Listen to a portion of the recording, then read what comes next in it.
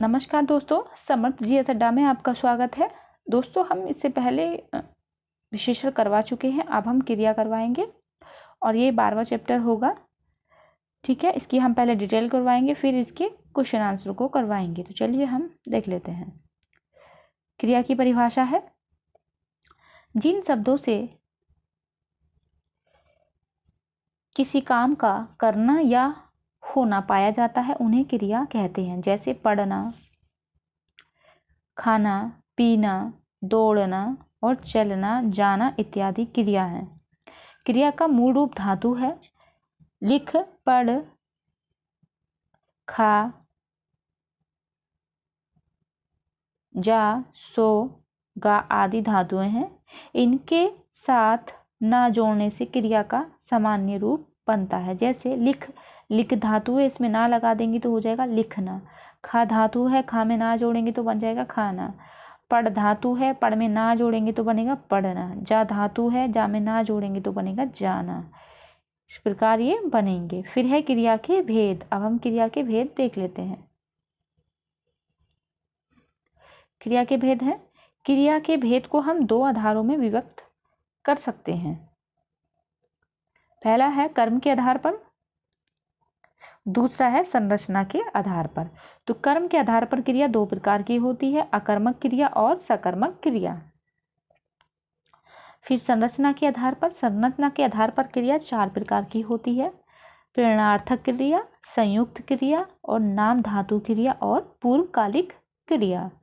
तो फिर से देख लेंगे, कर्म के आधार पर क्रिया दो प्रकार की होती है और संरचना के आधार पर क्रिया चार प्रकार की होती है। फिर नेक्स्ट अब देखेंगे कर्म के आधार पर क्रिया के भेद। ठीक है, तो पहली थी अकर्मक क्रिया कर्म के आधार पर। तो उसकी परिभाषा देखते हैं, वह क्रिया जिसमें कर्म की आवश्यकता नहीं होती वो अकर्मक क्रिया कहलाती है। तो अब देखते हैं, मैं दौड़ता हूं, तो मैं दौड़ता हूं, दौड़ी तो रहा है ना वो। फिर रीता हंसती है तो हंस रही है। फिर बिल्ली, बिल्ली सोती है तो बिल्ली सो रही है। राधा गाती है, कृष्ण जो है वो आता है। ये सब अकर्मक क्रिया के। तो रीता क्या करती है, हंसती है। ठीक है, राधा क्या करती है, गाती है। मैं दौड़ता हूं, मैं दौड़ रहा हूं। बिल्ली सोती है, कृष्ण जो है आता है। ये सब अकर्मक क्रिया के एग्जाम्पल है। फिर हम देखते हैं सकर्मक क्रिया। तो इसमें जो है जिस क्रिया का फल कर्म पर पड़ता है उसे सकर्मक क्रिया कहते हैं। ठीक है, तो यहाँ पर हम देखेंगे कि कर्म पर पड़ेगा और अकर्मक में कर्म पर नहीं पड़ रहा था। ठीक है, तो एग्जाम्पल है, राम रोटी खाता है। तो राम क्या कर रहा है, राम जो है रोटी खा रहा है, तो इसका प्रभाव जो है कर्म पर पड़ रहा है। ठीक है, कर्म पर पड़ रहा है। फिर देवेश पुस्तक पढ़ता है, तो देवेश क्या कर रहा है, देवेश जो है पुस्तक पढ़ रहा है। तो देवेश जो है काम कर रहा है, क्या काम कर रहा है, वो पढ़ने का काम कर रहा है पुस्तक को। फिर है दादाजी अखबार पढ़ रहे हैं। तो दादाजी क्या कर रहे हैं, अखबार पढ़ रहे हैं। ठीक है, तो काम तो कर रहे हैं ना, वो क्या कर रहे हैं, वो पढ़ रहे हैं। फिर है श्याम फल खाता है। तो श्याम क्या करता है, फल खाता है। ठीक है, यहाँ पे जहाँ पे भी कर्म का प्रभाव पड़ेगा वहां पे सकर्मक क्रिया ही होगी। फिर है सीता गीत गाती है। तो सीता क्या कर रही है, तो इसमें दिख रहा है कि सीता गीत गा रही है, तो इस प्रकार ये जो है सकर्मक क्रिया होगी। नेक्स्ट है, इन वाक्यों में राम, देवेश और दादाजी, श्याम, सीता करता है। ये सब जो है वो करता है, पर क्रियाओं का फल पुस्तक, रोटी, अखबार, फल, गीता पर पड़ रहा है। ये कर्म है, इसलिए ये सकर्मक क्रिया होगी। नेक्स्ट है, सकर्मक क्रियाएं दो प्रकार की होती हैं, एक कर्मक क्रिया और द्विकर्मक क्रिया। एक कर्मक वो क्रिया होती है जिसमें एक काम होता है और द्विकर्मक क्रिया वो होती है जिसमें दो काम होते हैं। देख लेते हैं, एक कर्मक क्रिया, जिन क्रियाओं में एक ही कर्म होता है उसे एक कर्मक क्रिया कहते हैं। जैसे श्याम खिलौने से खेल रहा है। तो श्याम किससे खेल रहा है, खिलौने से खेल रहा है, तो यहाँ पे एक क्रिया कर रहा है। राधा मिठाई खा रही है, तो राधा क्या कर रही है, मिठाई को खा रही है, तो वहाँ पे खाने का काम कर रही है। यहाँ पे खेलने का काम कर रहा है, किससे, खिलौने से। फिर है द्विकर्मक क्रिया। तो द्विकर्मक क्रिया जिन क्रियाओं में दो कर्म होते हैं उसे द्विकर्मक क्रिया कहते हैं। अब देख लेते हैं कैसे। राधा पापा से पैसे लेती है, तो यहाँ पे दो काम कर रहे हैं। राधा जो है पापा से पैसे ले रही है, तो वहाँ पे पैसे लेने का काम कर रही है। तो मनु ने राधा से नाचना सीखा, तो मनु ने नाचना किससे सीखा, राधा से नाचना सीखा। इस प्रकार ये द्विकर्मक क्रिया हुई। वो खुद नहीं नाची, उसने जो है नाचना सीखा। फिर है सकर्मक और अकर्मक क्रियाओं की पहचान कैसे करेंगे, हम वो देख लेते हैं। यह है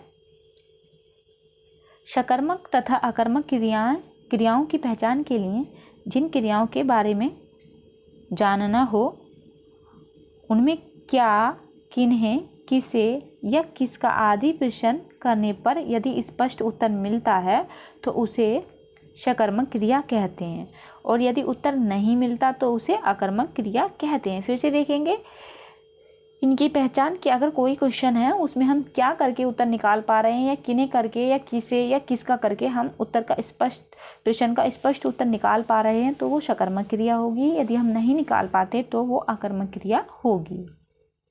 देख लेते हैं। उदाहरण है कि राधा ने श्याम को पुस्तक दिया। यहाँ पे एक वाक्य है कि राधा ने श्याम को पुस्तक दिया। तो राधा ने किसको पुस्तक दिया, किसे दिया, तो उसने जो है, प्रश्न कह रहा कि किसे, हमने देखा था ना किसे, क्यों, कैसे अभी ऊपर, तो किसे दिया यहाँ पे, तो इसका उत्तर सीधा सीधा निकल के आ रहा है कि राधा ने जो है श्याम को पुस्तक दिया। तो ये हो गई सकर्मक क्रिया। स्पष्ट रूप से उत्तर मिल जाने के कारण यह सकर्मक क्रिया है या होगी। फिर नेक्स्ट है श्याम ने पिया। श्याम ने पिया, तो अब क्या, श्याम ने, प्रश्न है क्या, श्याम ने पिया तो, लेकिन श्याम ने क्या पिया, अभी हम यही तो देख रहे हैं ना। तो वो कह रहा है कि श्याम ने पिया, तो क्या पिया, अब इसका उत्तर हम निकाल पाएंगे, क्या पता उसने क्या पिया, पानी पिया, क्या दूध पिया या जूस पिया, वो तो पता ही नहीं चल रहा ना वहां पे क्या पिया। तो वाक्य में इस प्रकार, सॉरी, इस प्रश्न का उत्तर नहीं है, मिल ही नहीं रहा। वो श्याम ने पिया तो, लेकिन हमें पता ही नहीं वो क्या पी रहा है, तो यहाँ पे अकर्मक क्रिया होगी। इस प्रकार से हम अकर्मक और सकर्मक की पहचान कर सकते हैं। फिर है संरचना के आधार पर क्रिया के भेद। तो संरचना के आधार पर क्रिया के चार भेद होते हैं, जो हम ऊपर भी देख चुके हैं। प्रेरणार्थक क्रिया, संयुक्त क्रिया, नाम धातु क्रिया और पूर्वकालिक क्रिया। पहली क्रिया है प्रेरणार्थक क्रिया। इसकी परिभाषा देख लेते हैं। ऐसी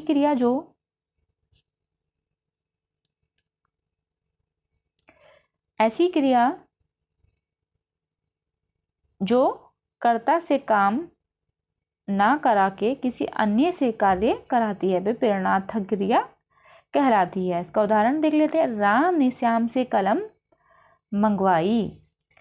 तो राम ने कलम किससे मंगवाई थी, वो श्याम से मंगवाई थी। तो कर्ता जो है काम किसी दूसरे व्यक्ति से करवा रहा है, तो राम ने जो है काम किससे करवाया, श्याम से। कलम किससे मंगवाई, श्याम से। तो नोट, यहाँ राम जो है वो करता है, स्वयं कार्य ना करके श्याम से कराता है, अतः मंगवाई प्रेरणा है। तो प्रेरणा किसकी देता है, वो उसको मंगवाने की, कि तुम ये चीज मुझे ला दो। फिर नेक्स्ट है संयुक्त क्रिया। तो संयुक्त क्रिया में जिस वाक्य में दो या अधिक क्रियाओं का एक साथ प्रयोग होता है उसे संयुक्त क्रिया कहते हैं। जैसे साहिल को देख राम भागने लगा, तो उसने पहले क्या किया, साहिल को देखा, फिर उसे देख करके वो भाग गया। ठीक है। फिर दूसरा है राधा हिंदी पढ़ने लगी। तो राधा जो है हिंदी पढ़ने लगी, तो राधा यहाँ पे पढ़ रही है, और क्या पढ़ रही है, वो हिंदी पढ़ रही है। ठीक है। तो देखते हैं इन वाक्यों में भागने, पढ़ने और लगा, लगी दो क्रियाएं हैं। भागने व पढ़ने की क्रिया इन वाक्यों में प्रधान होगी तथा लगा व लगी उसके प्रभाव को बढ़ाती है। नोट है, संयुक्त क्रिया की एक विशेषता है कि इसमें पहली क्रिया प्रधान होती है और दूसरी उसके प्रभाव अथवा विशेषता को बताती है। हिंदी में संयुक्त क्रिया का प्रयोग अधिक होता है। फिर नेक्स्ट है नाम धातु क्रिया। तो नाम धातु क्रिया को हम देखते हैं, जिस क्रिया को संज्ञा, सर्वनाम और विशेषण शब्दों के आधार पर बनाया जाता है उसे नाम धातु क्रिया कहते हैं। इस क्रिया में संज्ञा या विशेषण के पीछे कोई शब्द या शब्दांश जोड़ दिया जाता है। जैसे राधा ने मीरा का पर्स हथियाया। तो राधा ने किसका पर्स हथियाया? मीरा का। अब यहाँ पे शब्दांश क्या होगा? हथिया। तो जो हथियाया है वो होगा। तो इस वाक्य में हाथ संज्ञा से बनी नाम धातु और क्रिया होगी, यहाँ पे हाथ जो है संज्ञा से बनी नाम धातु है और क्रिया होगी हथियाना। हथियाना क्रिया का यहाँ पे प्रयोग हुआ है। फिर वह पूर्वकालिक क्रिया। तो पूर्वकालिक क्रिया को देखेंगे। पूर्वकालिक क्रिया में है जब कर्ता एक क्रिया समाप्त करते ही उसी क्षण दूसरी क्रिया में प्रवृत्त होता है तो पहली क्रिया को पूर्वकालिक क्रिया कहते हैं। जैसे उसने नहाकर भोजन किया। तो उसने पहले वो नहाया, फिर नहाकर के तुरंत उसने जो है भोजन किया। तो अब इसमें पूर्वकालिक क्रिया होगी नहाकर। तो इस वाक्य में नहाकर पूर्वकालिक क्रिया है, क्योंकि नहाने की क्रिया की समाप्ति के साथ ही भोजन किया उसने, क्योंकि पहले वो नहाया था, फिर उसने उसके जस्ट बाद भोजन किया। तो पूर्वकालिक क्रिया होगी इसमें नहाकर।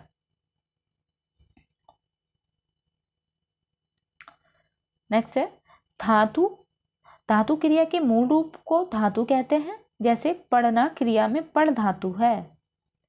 तो पढ़ना में जो है वो पढ़ धातु है। फिर है चलना क्रिया में चल धातु है। फिर यह धातुओं में ना प्रत्यय जोड़कर क्रिया का निर्माण किया जाता है। धातु के भेद। धातु के दो भेद हैं, मूल धातु और यौगिक धातु। ठीक है, मूल धातु क्या होती है वो देख लेते हैं। यह पूर्णतः स्वतंत्र होती है तथा इसे किसी अन्य शब्द का सहारा नहीं लेना पड़ता। ये मूल धातु होती है, जिसे खा, पी, जा, पढ़, चल, लिख इत्यादि ये मूल धातु हैं। फिर है यौगिक धातु। यह स्वतंत्र नहीं होती हैं तथा कई धातुओं को संयुक्त करके उनमें प्रत्यय लगा करके बनाई जाती हैं। जैसे खा से बना खाना, तो यहाँ पे ना हो गया। जा से बना जाना, यहाँ पे ना इसमें जोड़ दिया। इसमें दो धातुओं को मिला करके बना है। ठीक है, तो ये थे कुछ क्रिया की महत्वपूर्ण डिटेल। अगर आपको अच्छी लगी हो तो चैनल को सब्सक्राइब करें, वीडियो को लाइक करें, शेयर करें एंड कमेंट्स करें। Thanks for watching my video. मिलते हैं नेक्स्ट वीडियो में।